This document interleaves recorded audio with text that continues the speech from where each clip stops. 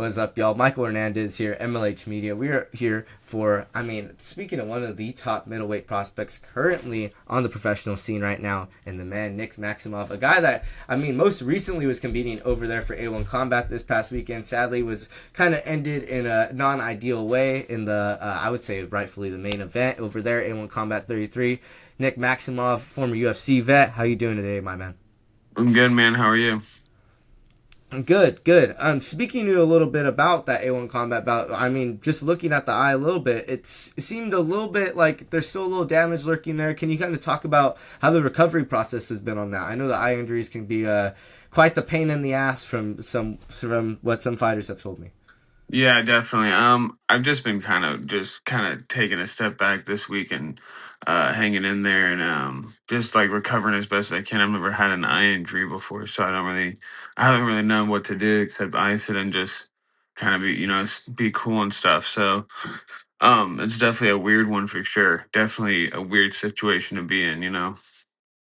And I know you and Buddy, you guys have a pretty good relationship in terms of, you guys both kind of been on the Northern California MMA scene. Did you guys have a relationship prior to the fight? It seemed like, even after the eye poke, you guys had quite the camaraderie, and I feel like a rematch is looming in terms of like you guys are two of the best prospects in terms of 185. Can you kind of talk about like, have you guys had a background? Have you guys seen each other on the scene? He's been on the grappling scene for as long as I have. When I was doing gi jiu-jitsu tournaments, he was always kind of around, and I was around too. Usually like blue belt, purple belt, we were kind of in the same scene. But yeah, we'll probably end up fighting again pretty soon. Might as well. It was only 2.5 minutes. Nothing got really established, so it'd be nice to uh, get a real result with that. Yeah, and speaking about real results, you have spoken those results into existence. You were the A1 Combat Middleweight Champion. How has that ride been over there? You were someone that had a very, very active last couple of, I would say, last like 15 months. You had like, what, Yeah. 5 fights, 6 fights? Like, that's just an insane level of activity. Can you kind of talk a Yeah. little bit about that? Yeah, it'll probably be another. That buddy fight we gotta, because I think my eye will heal pretty soon. More than anything. I think it'll heal kind of fast. So hopefully get another fight in the next. Hopefully just run that back in the next month or two. And just kind of get that rolling. So hopefully be 7 months or 7 fights in like 18ish months. Which would be kind of crazy, but it'd be nice and put a hopefully give the UFC something to look at. That's what it's all about, is trying to get their attention and make sure they're watching. Yeah, I feel like there definitely is some attention. There was a lot of attention on that event. Not besides from just you guys being that kind of main event over there for the MMA side of things. You also had Uriah Faber getting to compete in the main event in grappling. How was that kind of getting to watch that? I seen Jose Garcia, who's obviously been somebody in your corner for quite some time, and BBJ Recovery. He was over there. He was wrapping his hands. Can you kind of talk about that process? Like, how was that kind of being backstage with Uriah? I know you guys previously shared the same employment in the UFC, but it's got to be different when like you guys are literally sharing backstage, getting wrapped by the same dude, right? He needs to definitely do more shows, man. It was jumping in there. There was a lot of people, and dude, Uriah's got a real fan base, man. Uriah gets people in seats, so it was pretty surreal and it was pretty cool, man. Uriah's a cool ass dude. No matter what anyone says or thinks or whatever, he put NorCal MMA on the map, and you kind of always got to respect him for that. Yeah, no, 100%. And speaking about NorCal MMA, speaking about putting things on the map, a lot of people may not know. Obviously, the real MMA fans know you are somebody that has been around the NorCal MMA scene for quite some time, originally kind of training with Nick Diaz and Nate Diaz in that team. Can you kind of talk about that? Talk about your roots into the grappling slash MMA scene? Because I feel like I was talking to you a little bit before the call. I feel like your kind of development into MMA is like one of the more interesting ones that we've kind of seen these last couple years. Yeah, well, I started out with gi jiu-jitsu. That was my favorite thing to do, and I think that's the best thing. Like kids or anybody should kind of start their way into martial arts. Is jiu-jitsu is a great way to start.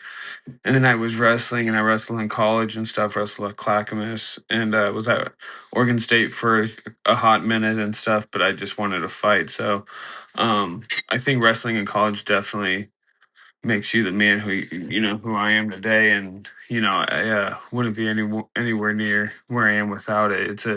It definitely leaves it stamps you with something for sure. It's a hard thing to do and to accomplish. So yeah, I think the grappling background was definitely a good way to go.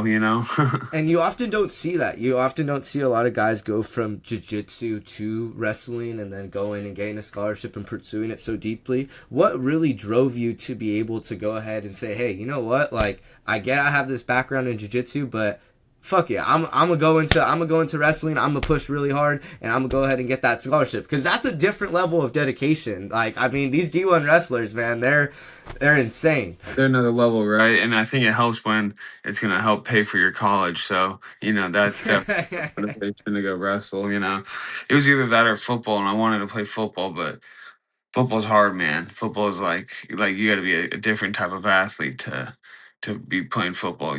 So I feel like I was a good athlete, but like football guys, it was obviously between fighting or football, and it was kind of nice having like just a single aspect of wrestling and fighting, whereas like football, there's a lot of people, a lot, teammates and stuff, and that's cool. But I don't know, it's just tough, different. Speaking a little bit about that, man, about that transition going into college wrestling and going and finding MMA, what really drove you to be like, you know what, like I'm out of the wrestling scene. I want to go ahead and fully make that dive into MMA. Was there kind of a discussion? Was there a certain fight? Was there just a certain moment that you knew, or was it kind of a culmination of events? Can you kind of talk about that process a little bit? Yeah, I think it's kind of a culmination of everything.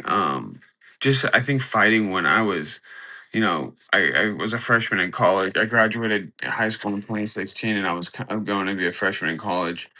In 2016, MMA was freaking at its peak almost, honestly, because that's when the Connors were fighting, and Nate fought Connor, I think, twice.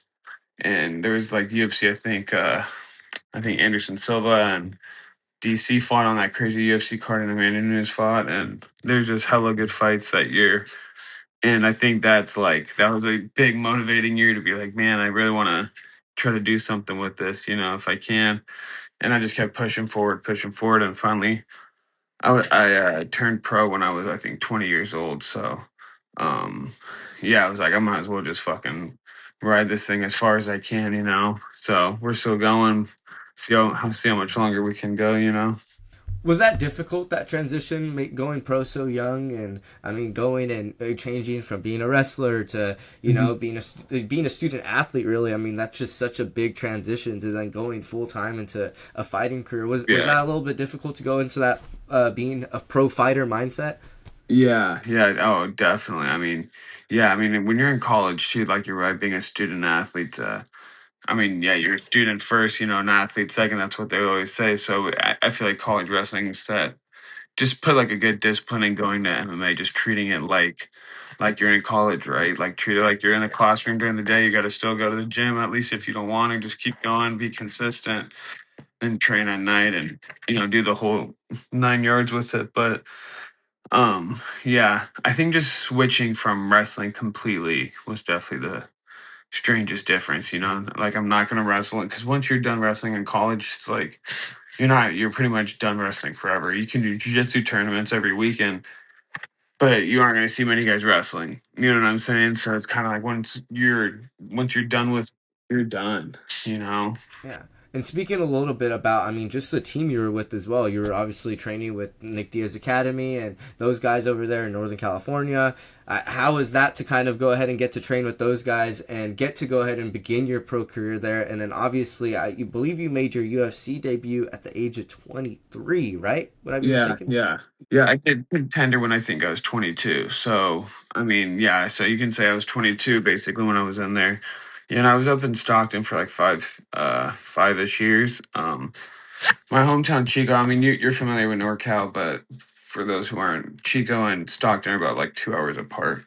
So sometimes I would drive there in the morning, drive back at night, and then sometimes I would just crash there for like the first year I was going there. Nate would he'd be like, just stay over here or something. And so I'd do that. And yeah, I would just kind of be all over the place out there. But I just wanted to stay and train because that's all they did.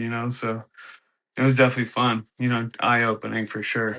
I just want to make sure I didn't miss that. You used to drive like 2.5. That's a 2.5 hour drive. Don't lie to Yeah. yourself. There, we're going on the Yeah. 99 North. Yeah, that's a Yeah. 2.5 hour drive. You're doing that every day just to get there back in training. When I was 21, I would go up there about 3, 4 days a week, and if Nate got an apartment for certain fights and stuff, and he'd have like some homies crash or whatever crash there, and I would do that when he had fights. But in the first like 6 to 8 months ago in there, I would be driving myself there in the morning and back at night for sure, and just do that like 3, 4 days a week. It's insane, dude. That's Yeah, that's I mean that's 5 hours of driving and then doing the yeah, training in between. They're probably getting about 3 hours of training in. That's a full shift yeah. just right Oh, there. 100%. It just loved it. It was just fun. It just made great memories for sure, and just fucking just kind of stamps you with something for life. Everybody always talks about the craziness of Stockton. Any crazy 209 stories you got for the people watching at home? Our gym was off Pacific.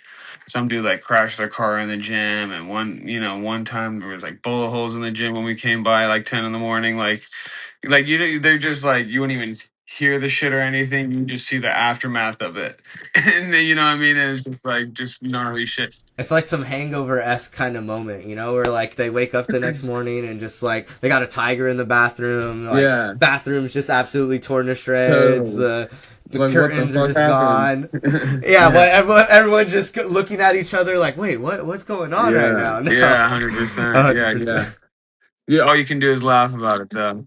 No, exactly, right? I mean, all you can do is sit there and laugh. That's one of the lessons I've learned in life, right? Yeah. But speaking a little bit more about yourself, man, you're somebody that I believe, like how I said, one step in going into the UFC. You and Buddy Wallace, that was kind of one of the fights that a lot of people were looking at for that 185 position. Is there a time that fans can kind of look and possibly expect to see Mr. Nick Maximov back in the cage? I know that you were kind of talking a little bit earlier, said the eye looking to possibly be healed. Can you kind of talk a little bit about maybe getting back in the cage and when fans can expect that? Hopefully by March. Hopefully no later than March. So hopefully in the next month or two. I know you've been working closely over there with the people at Santo Studio. That's kind of been one of your main homestays along with the other gyms that you've been hitting over there in the SoCal area. Can you kind of talk about that transition, going over there to that gym, meeting up with Berdigidio, meeting up with the trainers over there, meeting up with Jason Parillo? I know that's kind of been a real game changer for your gym. You and Jason, you guys are kind of like, I would say it's almost like a father-son, but it's almost like your uncle that's like, is really like, man, this He's a guy's good a little boxing crazy, but I coach. like it. Like that's Yeah, kind of the dynamic it gives, and you're the nephew, But yeah. it's always a fun time seeing you guys together, man. That's funny. That's a cool way of looking at it. Yeah. No, for sure. He's a good mentor. He's like this with me, Cheeto, Mackenzie. He's like the same person with all three of us. And it's been great. It's life changing, and it's given me a good perspective, a different perspective on fighting for sure.